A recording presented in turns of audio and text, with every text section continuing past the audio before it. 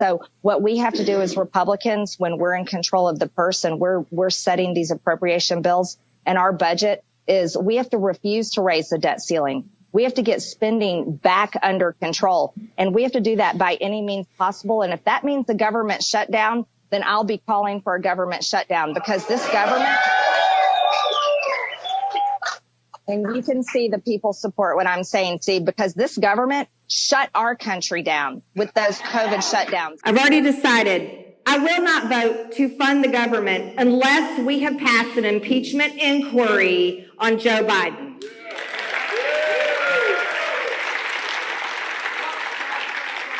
I will not fund the government because I will not fund the weaponized part of the government. I'm not going to continue to fund the Biden regime's weaponized government. So there should be no funding for Jack Smith's special counsel. We have to fire David Weiss, who is protecting Hunter Biden on his special counsel.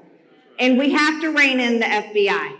I will not vote for money to go towards those things. And here we are again, at a point where our politics looks more and more like high school or middle school play. Haley B's story about you calling her an expletive accurate. I will not confirm or deny.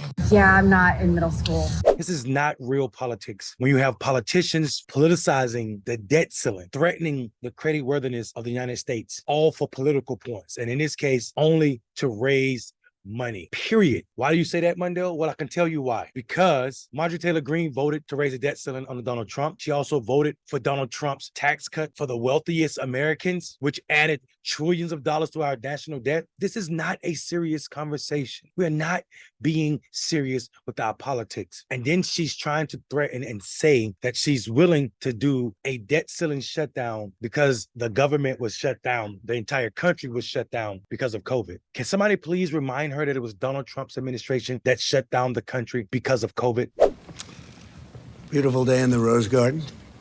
Appreciate everybody being here. Today, I'd like to provide an update to the American people on several decisive new actions we're taking in our very vigilant effort to combat and ultimately defeat the coronavirus. We've been working very hard on this. We've made tremendous progress.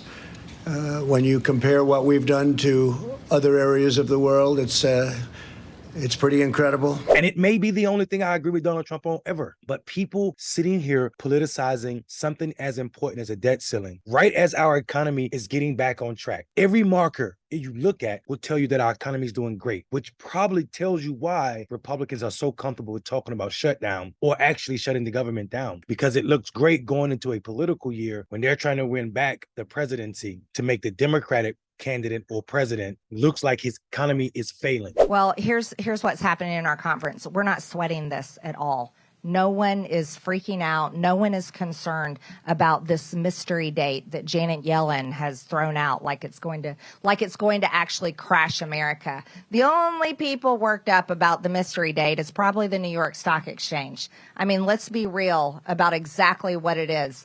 Regular Americans living their lives day in and day out don't worry about the government shutting down. The members are reminded to abide by decorum of the House.